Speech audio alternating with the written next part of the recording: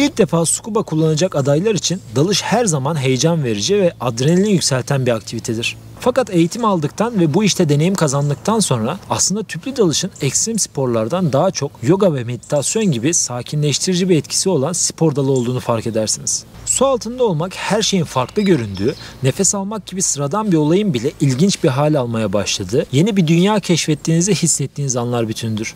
Yine de ilk dalışlarımızda su altında dengede kalabilmek bizim için en zor eylemlerden birisidir. Denizin derinliklerinde tıpkı bir balık gibi süzülmek, istediğimiz yöne gidip istediğimiz zaman derinliğimizi azaltıp yükseltebilmek belki de dalışın en önemli kısmını oluşturur. Dalıştan alacağımız keyif ve göreceğimiz canlıların sayısı su altında dengede kalabilme yeteneğimize bağlıdır. Su altındaki yüzerliğimiz biz dalıcılar için belki de en önemli konulardan bir tanesini oluşturur. Suyun kaldırma kuvveti sayesinde bizler balıklar gibi dengede yüzmeyi öğrenir ve dalıştan alacağımız hazzı arttırırız.